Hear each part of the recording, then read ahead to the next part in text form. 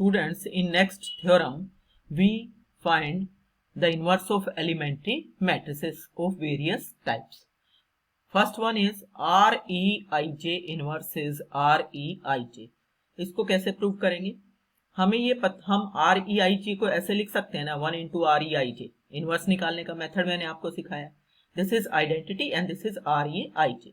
अब हम इसके ऊपर एप्लीकेशन लगा रहे हैं, row operation, interchange of ith row with jth row. तो जैसे ही आप ये ऑपरेशन इसके ऊपर लगाओगे तो क्या होगा, जिस आइडेंटिटी के ऊपर आपने लगाया था तो ये आया था, तो वो वापस किस में चेंज हो जाएगा, आइडेंटिटी में. और यहाँ पे किस पे लगेगा, प्री फैक्टर पे. तो जब इस आइडेंटिटी पे ये वाला ऑपरेशन लगाओगे तो वो चेंज हो जाएगा REIJ में. तो ये REIJ में चेंज हो जाएगा.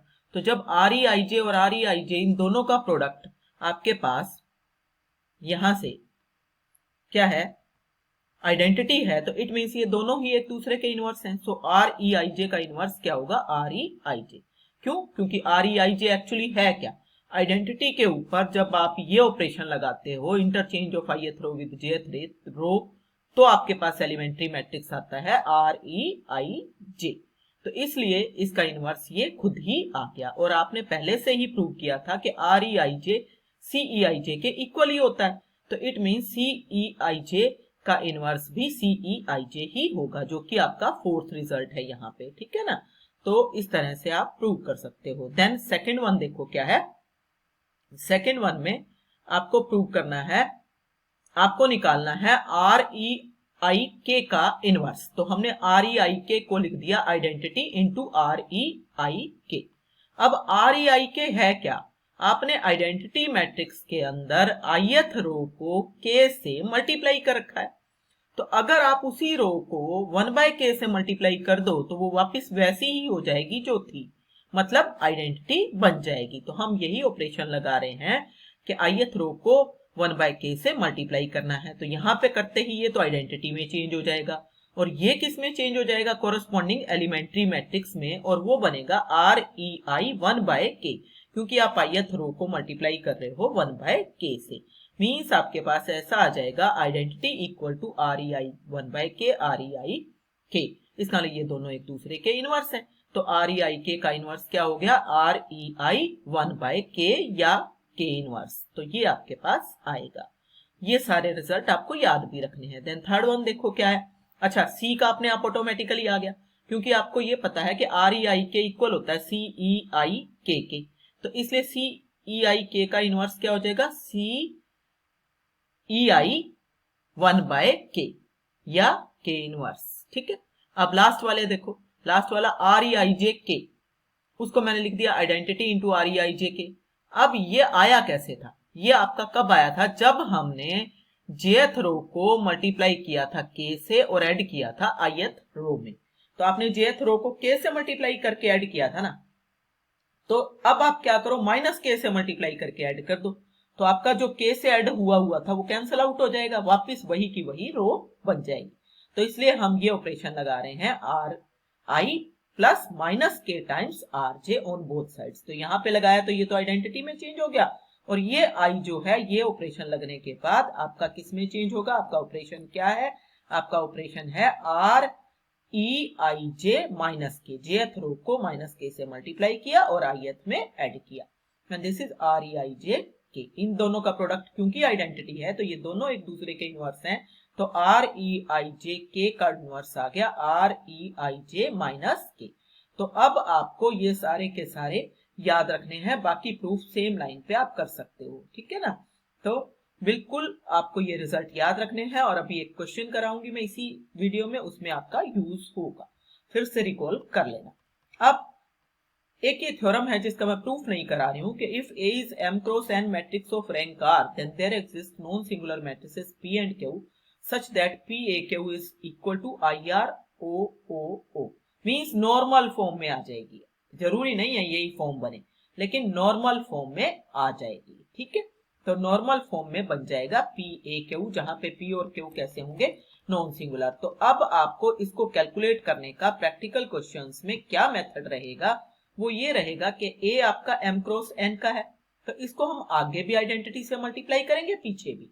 अब आगे किस ऑर्डर का आइडेंटिटी लगेगा, क्योंकि ये m क्रॉस n का है तो यहाँ पे m क्रॉस m का लगेगा।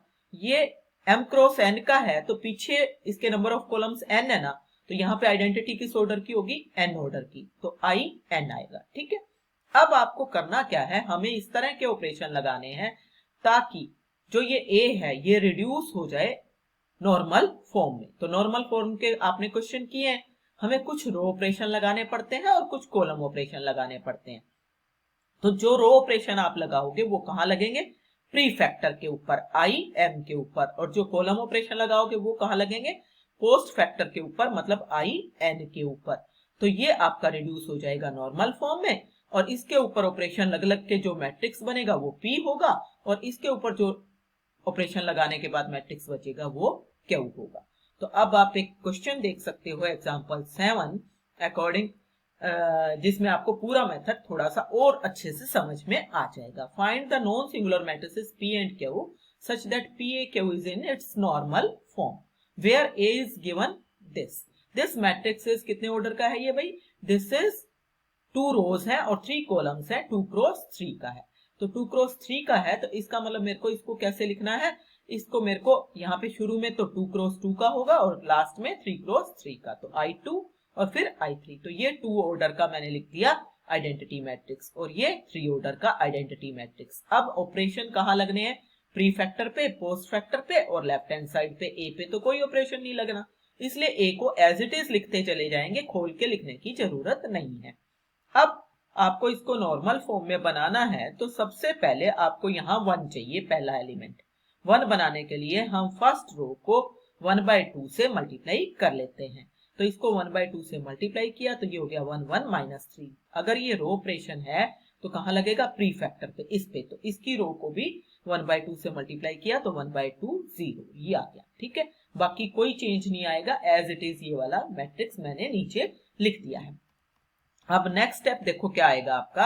अब ये 1 आने के बाद इस 1 के नीचे यहाँ 0 होनी चाहिए ना, तो यहाँ 0 बनाओगे इसकी हेल्प से, R2 में 0 इसकी हेल्प से। अगर मैं इन दोनों को ऐड कर दूं तो 0 बन जाएगी ना, तो R2 प्लस R1। तो ऐड करते चले जाओ, चेंज का आना है सेकंड रो में। तो फर्स्ट एज इट इज लिख ली सबसे पहले, फिर ऐड किया 0, इनको ऐड किया 3, इनको ऐड किया -1। जो ऑपरेशन ये रो ऑपरेशन आपने यहाँ लगाया है वही रो ऑपरेशन यहाँ भी लगेगा।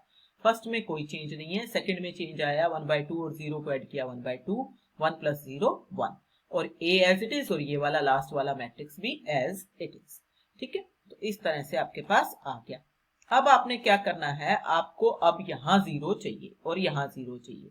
सेकंड कॉलम में 0 फर्स्ट की हेल्प से तो C2 माइनस C1, थर्ड में 0 फर्स्ट की हेल्प से तो C3, इसका साइन चेंज किया +3C1। तो ये दोनों ऑपरेशन आप लगा दो। ये दोनों ऑपरेशन लगाओगे तो यहाँ पे तो सेटिंग ऐसी है कि 0 0 आना है, यहाँ ऑलरेडी 0 है। तो आप इस 0 को अगर C2 माइनस C1 करते हो 3 माइनस 0, कोई फर्क नहीं पड़ेगा। इसमें से इसको मल्टीप्लाई करके करोगे तो भी कोई फर्क नहीं पड़ेगा। तो जहां 0 आ जाती है तो उसके पैरेलल यहाँ कोई फर्क नहीं पड़ेगा। यही ऑपरेशन आपको कॉलम ऑपरेशन है तो किस पे लगेंगे, पोस्ट फैक्टर पे। तो first factor as it is, pre factor as it is, A as it is, post factor पे चले जाओ। C2 माइनस C1, 0 माइनस 1, -1 आ गया, फिर 1 माइनस 0 1 आ गया, 0 माइनस 0 0 आ गया। तो ये आपका हुआ सेकेंड कॉलम। फिर C3 प्लस 3C1, ये C3 है, प्लस 3C1, इसको 3 से मल्टीप्लाई किया, इसमें ऐड किया 3, इसको 3 से मल्टीप्लाई किया, ये 0 है ना, कोई फर्क नहीं पड़ेगा यहाँ पे। तो ये 0 और ये 1। ठीक है, तो ऐसा आपके पास आया। अब आगे क्या करना होता है, नेक्स्ट में आपको डायगोनल एलिमेंट 1 चाहिए। तो ये वाला जो 3 है ये 1 चाहिए। तो अगर मैं रो करूंगी तो यहाँ फ्रैक्शन आएगा, तो उसको अवॉइड करो। तो इसलिए हम कॉलम को मल्टीप्लाई कर रहे हैं 1/3 से। तो 1/3 से कॉलम को मल्टीप्लाई किया तो ये आपका यहाँ पे 1 हो गया, और बाकी 0 - 1 as it is. Column operation है, कहाँ लगेगा, यहाँ पे पीछे वाले पे। तो सेकेंड कॉलम को 1/3 से मल्टीप्लाई करना है, तो -1/3 + 1/3 0, बाकी एज इट इज रहेंगे दोनों के दोनों कॉलम। अब क्या चाहिए आपको, ये 0 बनानी है इसकी हेल्प से। ये थर्ड कॉलम है और ये सेकंड कॉलम है, तो C3 + C2। तो ये ऑपरेशन आपने लगाया तो आपके पास क्या आ गया, यहाँ पे 0 आ गया, यहाँ पे कोई फर्क नहीं पड़ने वाला है। C3 + C2 करना था आपको, तो ये 0 + 0, ये तो 0 ही रहेगा, है ना। और कॉलम ऑपरेशन है तो कहाँ लगेगा, पीछे। तो पीछे आप लगा दो C3 + C2, 3 - 1/3 8/3 आ गया, 0 - 1/3 + 1/3 तो +1/3 आ गया, और 1 + 0 1 आ गया। तो इस तरह से अब आपके पास देखो लेफ्ट में क्या आ गया है, ये इतना अगर मेरे पास यहाँ पे लाइन हो तो ये तो आइडेंटिटी मैट्रिक्स है 2 ऑर्डर का, और ये नल मैट्रिक्स है, तो दिस इज I2O। ये पहले मैट्रिक्स को मैं P कह दूंगी, दूसरे को Q कह दूंगी। तो this is of the form PAQ where P is first and Q is last one. अब एक छोटा सा रिजल्ट आपका मैंने